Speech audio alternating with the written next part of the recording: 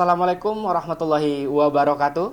Apa kabar semua? Mudah-mudahan kita semua dalam lindungan Allah Subhanahu wa taala dan dalam keadaan sehat walafiat. Baiklah, hari ini kita akan belajar bahasa Indonesia. Perkenalkan dengan Bapak Muhammad Nasir, materi kelas 11 yaitu teks prosedur.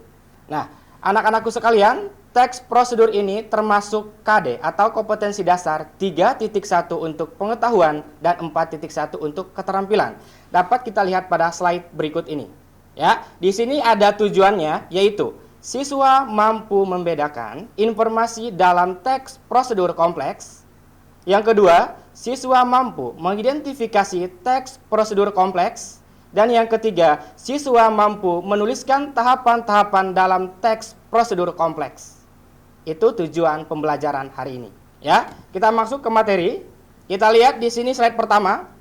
Apa yang dimaksud dengan teks prosedur? Ya, di sini dia tanya, apakah yang dimaksud dengan teks prosedur? Ya, di sini ada kata kiat, ada kata tips, ada kata petunjuk, dan ada kata cara jitu.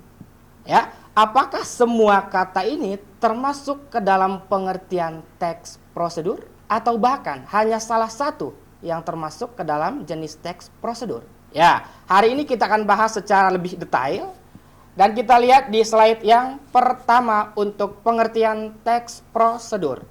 Di sini dikatakan bahwa teks prosedur itu adalah teks yang berisi langkah-langkah atau tahapan-tahapan untuk melakukan suatu kegiatan agar tujuan tercapai dengan baik. Berarti yang namanya teks prosedur itu adalah berisi langkah-langkah dan tahapan-tahapan yang tentu jelas ada tujuan yang ingin dicapai. Itulah yang dimaksud dengan teks prosedur.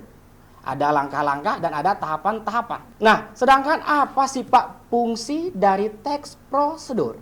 Ya, fungsinya adalah untuk menunjukkan atau menjelaskan bagaimana mengerjakan suatu kegiatan dengan langkah-langkah yang tersusun secara berurutan. Ya, berarti kalau dikatakan dia berurutan, sudah jelas ada strukturnya.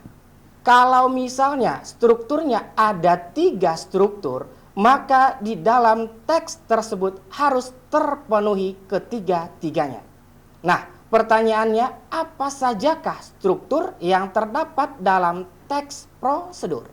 Sebelum kita masuk ke strukturnya, kita lihat dulu apa sajakah ciri dari sebuah teks prosedur.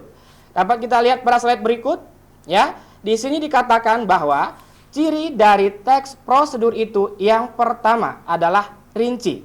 Bahasanya disampaikan secara rinci dan teliti. Berarti dalam membuat sebuah teks prosedur itu harus Anda menggunakan bahasa yang baik dan rinci serta teliti. Yang kedua itu informatif. Informatif itu adalah untuk menunjukkan sesuatu kepada pembaca. Yang ketiga itu objektif. Berarti yang namanya objektif itu tidak berpihak kepada satu sisi. Ya, berarti tidak berubah-ubah. Yang ketiga, berisi langkah-langkah yang berkelanjutan. Berarti tahapan-tahapan yang kita buat dalam sebuah teks harus berkelanjutan. Ada tahapan pertama, tahapan kedua, dan tahapan selanjutnya. Hingga akhirnya tercapailah sebuah teks prosedur. Dan yang terakhir itu akurat. Ya, berarti ciri berikut ini harus ada di dalam sebuah teks prosedur. Karena ciri berikut ini melambangkan sebuah teks prosedur. Nah, sekarang kita lanjut. Di sini ada struktur dari teks prosedur. Yang pertama ada yang namanya tujuan, ya. Yang kedua ada yang namanya langkah-langkah. Dan yang ketiga ada yang namanya penegasan ulang. Ya, saya ulang. Kita lihat di sini bahwa struktur dari teks prosedur itu ada 3. Yang pertama tujuan, yang kedua langkah-langkah, dan yang ketiga penegasan ulang. Nah, apa itu tujuan, apa itu langkah-langkah, dan apa itu penegasan ulang? Kita lihat pengertian tujuan. Tujuan itu merupakan pengantar tentang topik yang akan dijelaskan dalam teks. Ketika kita mengambil sebuah topik yang akan kita jadikan judul dan sebuah teks prosedur, maka di paragraf paling pertama kita buat tujuannya yang merupakan pengantar tentang topik yang akan dijelaskan. Kita jelaskan apa yang akan kita jelaskan tentang objek yang kita ambil. Misalkan kita mengambil cara pembuatan SIM. Sebelum kita masuk ke cara pembuatannya, kita jelaskan dulu apa itu SIM. Dan jenis-jenis SIM itu apa saja. Itulah yang dimaksud dengan struktur tujuan yang kita letakkan di dalam pembuka. Dan yang kedua strukturnya adalah langkah-langkah. Langkah-langkah itu merupakan perincian petunjuk yang disarankan kepada pembaca terkait dengan topik yang ditentukan, atau tahapan cara atau proses yang ditempuh dalam melakukan suatu kegiatan. Setelah kita buat tujuan, maka kita beralih ke langkah-langkah yang isinya adalah tahapan atau proses untuk membuat sesuatu. Kalau misalnya tahapannya terdiri dari 10 tahapan, maka kita buat secara lebih detail. Dari tahapan pertama hingga tahapan berikutnya. Nah, kalau sudah kita buat tahapan-tahapannya, yang ketiga itu masuk ke struktur penegasan ulang. Ya. Nah, setelah kita buat langkah-langkah, maka di penutup kita masukkan yang namanya penegasan ulang.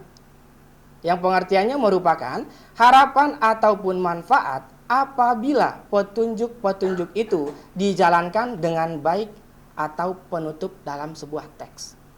Dapat kita simpulkan bahwa tujuan itu merupakan pembuka, langkah-langkah itu merupakan isi, dan penegasan ulang itu merupakan penutup. Ya, berarti ketika Bapak suruh untuk membuat teks prosedur, 3 langkah ini harus terpenuhi. Baru dia dikatakan sebagai teks prosedur. Ya, oke, kita lanjut. Di sini sudah Bapak buat contoh dari teks prosedur, kita lihat. Judulnya adalah Kiat Berwawancara Kerja. Ya, kita lihat di sini sudah Bapak tandain dengan warna merah dan warna biru ya. Kalimat ini merupakan kalimat penegas bahwa paragraf ini merupakan bagian dari struktur tujuan. Kita lihat kalimat yang berwarna merah. Wawancara merupakan kesempatan untuk menggali kualifikasi calon pegawai secara lebih mendalam, melihat kecocokannya dengan posisi yang ditawarkan.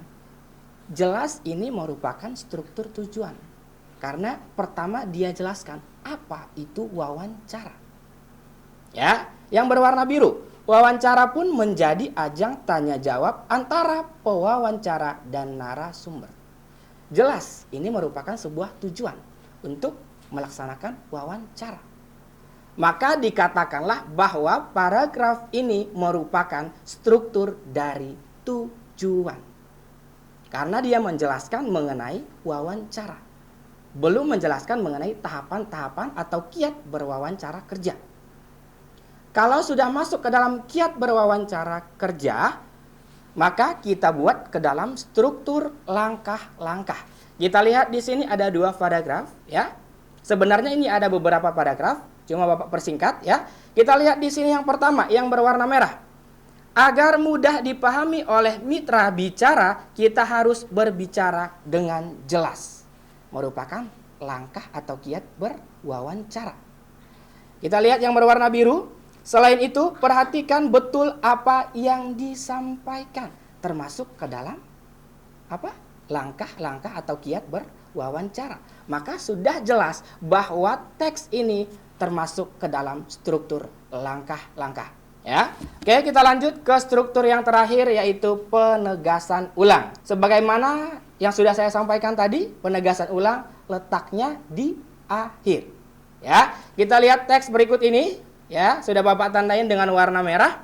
Di sini dikatakan bahwa dengan persiapan matang dan unjuk diri yang baik saat wawancara, kita telah meninggalkan kesan yang layak untuk dipertimbangkan oleh perusahaan. Ini merupakan penegas yang mengatakan bahwa paragraf ini merupakan penegasan ulang. Oke anak-anakku sekalian, itulah contoh dari teks prosedur, pengertian dan cirinya. Untuk berikutnya kita akan membahas tentang kaidah kebahasaan dan juga strukturnya untuk lebih mendalam lagi. Nah, pertemuan hari ini cukup sampai di sini. Terima kasih atas perhatiannya. Wassalamualaikum warahmatullahi wabarakatuh.